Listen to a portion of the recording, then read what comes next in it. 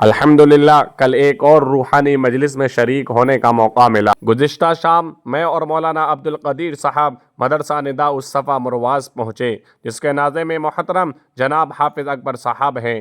وہاں ایک نہایت روحانی بابرکت اور قیمتی مجلس منعقد تھی، جو در حقیقت اہل علم یعنی علماء کرام کی مجلس تھی۔ ایسی مجالس امت کے لیے عظیم سرمایہ اور باعث خیر و برکت ہوتی ہیں۔ اس محفل کی نظامت مدرسے کے موقر استاد جناب مفتی عبدالواجد صاحب بڑے ہی خوبصورت انداز میں فرما رہے تھے۔ مجلس کا آغاز تلاوت قرآن کریم سے ہوا، جس نے محفل کو نورانیت سے بھر دیا۔ اس کے بعد حضور نبی کریم صلی اللہ علیہ وسلم کی بارگاہ میں عقیدت کے پھول نعت رسول مقبول صلی اللہ علیہ وسلم کی صورت میں پیش کیے گئے۔ پھر قاری فرید صاحب نے بھی نعت مبارکہ پڑھ کر محفل کی رونق میں اضافہ فرمایا۔ اس کے بعد مولانا انیس الرحمن صاحب مظاہری نے نہایت قیمتی اور نصیحت آموز گفتگو فرمائی۔ انہوں نے بتایا کہ اس علاقے میں آج جو دینی مدارس قائم ہیں، یہ سب دعوت و تبلیغ کی برکتوں کا نتیجہ ہیں۔ مزید فرمایا کہ علماء کو اپنے اکابر و اسلاف سے مضبوط تعلق قائم رکھنا چاہیے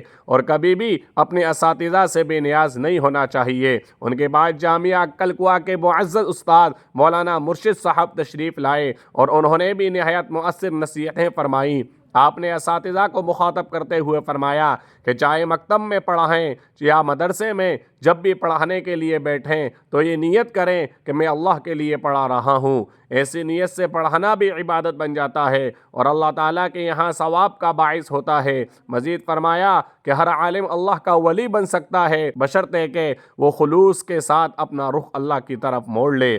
اسی مبارک مجلس میں چند احباب کے نکاح بھی پڑھائے گئے، جس سے محفل کی برکت میں مزید اضافہ ہوا۔ مزید برآں اس سال تحصیل کی حدود میں مختلف مدارس دارالعلوم دیوبند، دارالعلوم وقف انکلیشور، جامعہ کلکوا اور جامعہ اسلامیہ بنجاری وغیرہ سے تقریباً 14 علماء کرام فارغ ہوئے تھے۔ ان معزز فضلاء کی دستار بندی کی گئی، ان کے سروں پر پگڑیاں رکھی گئیں اور ان کے نیک و روشن مستقبل کے لیے خصوصی دعائیں کی گئیں۔ بعد ازاں علماء کرام کی کھانے سے ضیافت کی گئی۔ یوں ہماری شام نہایت بابرکت، روح پرور اور قیمتی لمحات سے معمور رہی۔ اللہ تعالیٰ سے دعا ہے کہ ایسی نورانی مجالس کا سلسلہ جاری رکھے، علماء کرام کو اخلاص و استقامت عطا فرمائے اور ہمیں بھی علم و عمل کی سچی راہوں پر چلنے کی توفیق نصیب فرمائے۔ آمین یا رب العالمین۔